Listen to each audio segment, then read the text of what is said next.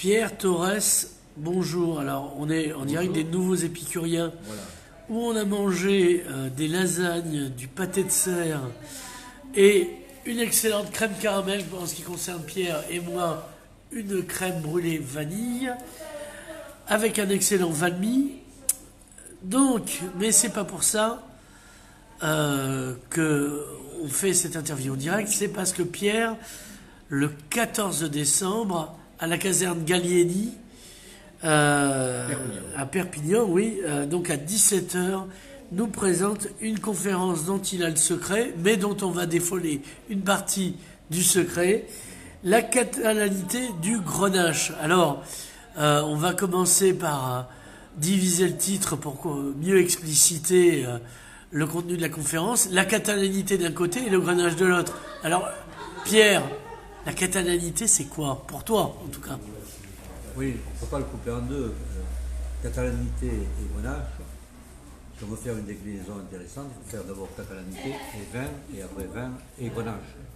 Hein, c'est un peu scolaire, mais enfin j'aime bien les choses qui sont bien construites. Catalanité, c'est savoir s'il y a au niveau culturel, voilà, au niveau de la gastronomie et au niveau des vins, est-ce qu'il peut y avoir quelque chose qui, de part et d'autre des Pyrénées, c'est-à-dire dans les deux Catalognes, pour le Roussillon, Catalogne Nord et puis Catalogne Sud, ont des racines communes, ont une sorte d'ADN un petit peu. Et au niveau des vins, c'est pas évident. Alors souvent dit, bon c'est vrai qu'il y a des vins catalans. Tout dépend le degré qu'on met dans une catalanité. Je veux dire, à partir du moment où un vin est fait sur le terre catalane, il y a une catalanité des vins. Les vins doux, par exemple, sont faits ici, une majorité, on ne trouve que là, c'est une catalanité des vins. Mais le cava que l'on trouve que dans le PLDS, c'est également une catalanité des vins. Moi, je veux aller au-delà de ça, en dehors de spécificités comme ça, est-ce qu'il peut y avoir, au niveau du vin, des origines communes au niveau d'un cépage et au niveau d'expression de type de vin. Voilà. Et j'ai trouvé ça avec le Grenache. Donc on fait les pays catalans, ce qu'on appelle les pays catalans, c'est-à-dire Valencia, les îles Baléares. Non. En Catalogne actuellement, dans mes prospections, je me suis arrêté à ce qu'on appelle la Generalitat. Ouais, donc le Principat, ce qu'on appelle le Principat. La Generalitat, ça va au niveau viticole, il y a deux choses. Catalogne Nord, on ramène au Roussillon. Les termes géographiques ne sont pas exacts, mais en termes viticoles, si on le ramène comme ça, il y a 20 000 hectares, et il y a près de 60 000 hectares qui se retrouvent ensuite en Catalogne Sud, en allant jusqu'au delta de l'Èbre pratiquement. Voilà. C'est pour bien situer ce côté d'analyse catalane des vins. Là, avec beaucoup d'appellations qui sont en Catalogne Sud, et des appellations qui sont en Catalogne Nord. Voilà, cette précision étant faite. Ceci étant fait, voilà. On arrive au Grenache. On arrive au Grenache. C'est-à-dire que quand on regarde, avant d'arriver au Grenache, est-ce qu'il y a une catalanité des vins en dehors de ça? Et c'est vrai que souvent, moi j'ai été un petit peu dubitatif sur cette catalanité des vins, parce que le vin c'est quelque chose où il y a une législation. Cette législation est souvent nationale et non pas régionale. C'est-à-dire que, qu'on le veuille ou non, il y a une législation française pour les vins de Roussillon et une législation qui est hispanique même pour les vins de Catalogne. Je donne un exemple. Dans les appellations d'origine, on a fait aujourd'hui au niveau de l'Europe des appellations d'origine AOP. Si on prend le Roussillon, on a des appellations très strictes, c'est-à-dire sans souplesse. On ne pourrait pas mettre du Cabernet et du Chardonnay dans des appellations qui ont été mises dans l'IGP. De l'autre côté, que ce soit dans Pourdan ou dans différentes appellations, on peut mettre ces cépages en bénéficiant de l'appellation. Finalement, il n'y a pas de comparaison à faire. C'est difficile de faire une catalanité des vins à partir du moment où on a des législations qui sont soit françaises, soit hispaniques. Voilà. L'idéal, c'est de faire une législation européenne qui fusionne tout ça. Et pourquoi pas commencer, mais on en parlera après, peut-être une législation catalane. Donc, ces choses-là font des différences importantes. Malgré ça, on peut trouver et aujourd'hui plus qu'avant peut-être des expressions de vin qui sont représentatives de chaque catalanité. Et chaque fois que je les ai retrouvées, je les ai retrouvées avec le grenache. Alors je me suis dit, il faut refaire l'histoire du grenache en Catalogne pour comprendre. Et le grenache se retrouve en Catalogne depuis je ne sais pas combien d'années. On en trouve au Moyen-Âge, des textes avec le grenache, etc. Bien avant le traité des Pyrénées, c'est-à-dire bien avant qu'il y ait cette séparation de la Catalogne, on retrouve le grenache comme un type de vin, comme un vin doux. Et puis c'est resté tout le temps. On retrouve le grenache quand on regarde ici même en France. Le livre d'Alexandre Dumas sur le dictionnaire gourmand, il y a un conseil de cavistes, ne s'appelle pas caviste. Oui, oui. On est dans les années 1850-70 à peu près. Voilà, bon. Et on trouve au niveau du Roussillon quelques vins recommandés. Dans ces vins recommandés, il y a une trilogie, c'est pas les trois mousquetaires d'Alexandre Dumas, mais c'est pour moi les trois mousquetaires de l'onologie catalane. Il y a le muscat, il y a le rancio, il y a le grenache. C'est quand même pas mal. Voilà. Et puis après, je vois quand j'étais jeune, mes parents me disaient tout le temps, on prendra le dimanche, on prendra un grenache. Le mot grenache signifiait un vin doux, c'était à la fois un cépage et un vin doux. Mais d'autre côté, pareil, le grenache d'Emporda, qui aujourd'hui est une appellation, c'est un vin doux. C'est ça qui est extraordinaire, que pendant très longtemps, il y a eu ce cépage qui faisait à la fois le nom du vin et un type de vin, et qui était le même de part et d'autre des Pyrénées. Voilà, qu'on retrouve partout. Et ça, c'est vraiment, pour moi, une sorte d'ADN au niveau de ces vins catalans. Alors, à tant que conférence, est-ce qu'on va déguster, si j'ose dire?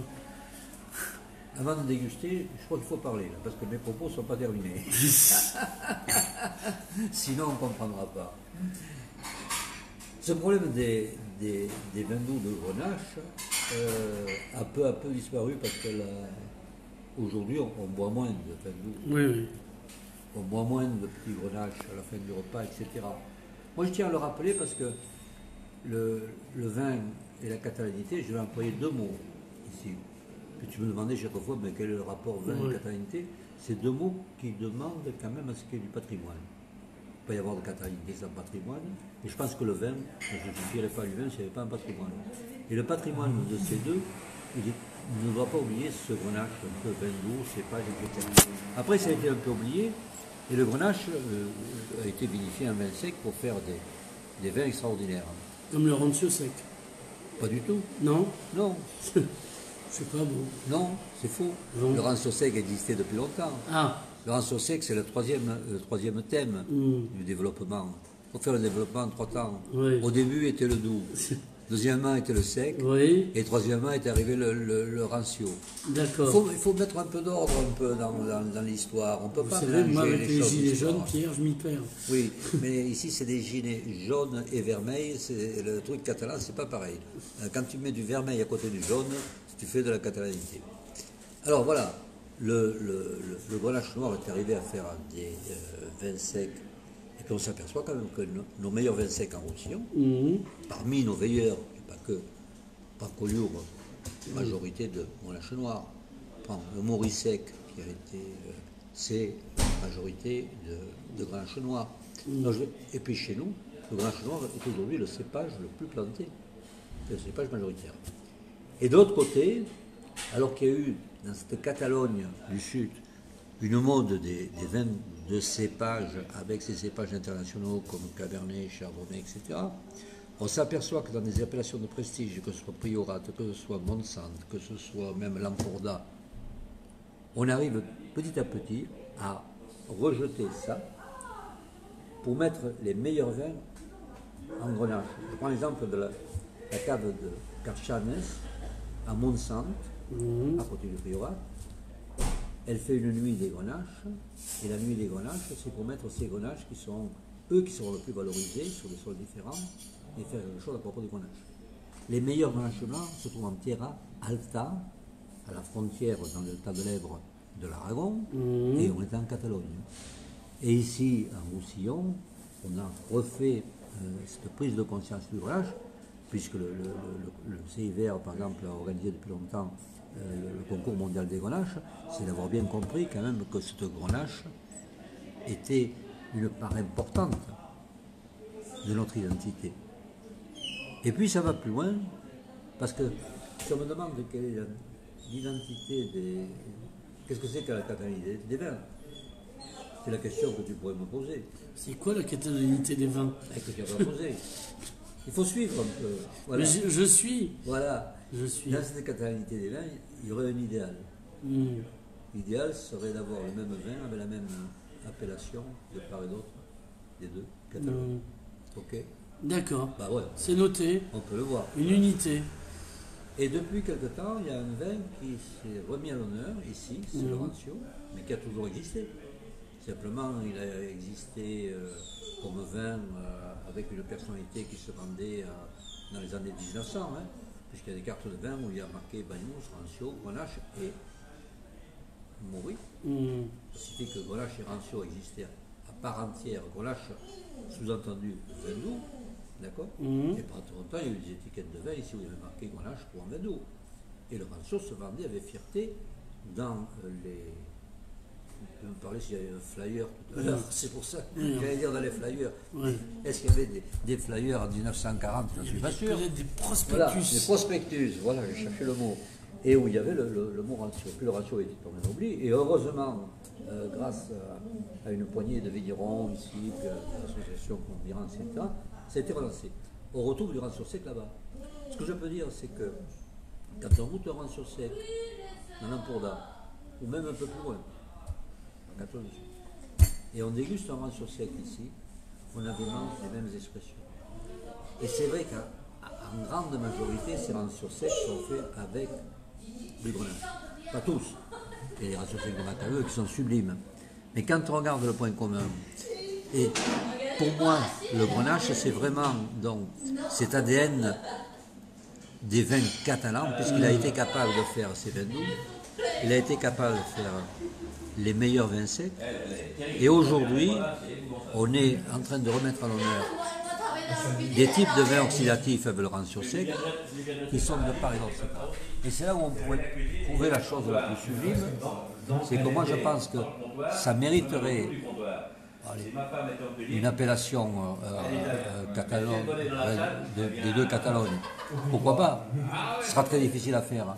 Mais pourquoi ne pas la commencer avec un vin de niche et puis un vin élitiste? Et ce vin élitiste, c'est le Rancio sec. Voilà. Donc, je voudrais terminer en disant que ce qui me ferait le plus plaisir aujourd'hui, c'est de trouver une Rancio sec. Mais non pas IGP ou truc là. Il mérite plus que de voyager en deuxième classe, quand même, Rancio sec. Hein, voilà. En tête de série, se retrouver de part et d'autre, avec la même expression, avec la même législation, avec la même communication. Et ça, on le doit quand même au Grenache. C'est pour ça que donc j'ai voulu raconter un peu cette histoire de catalanité du Grenache et me servir, grâce au Grenache, à montrer ce qu'on pourrait faire de commun et qui existe déjà entre ces deux Catalognes. Pierre Torres, merci.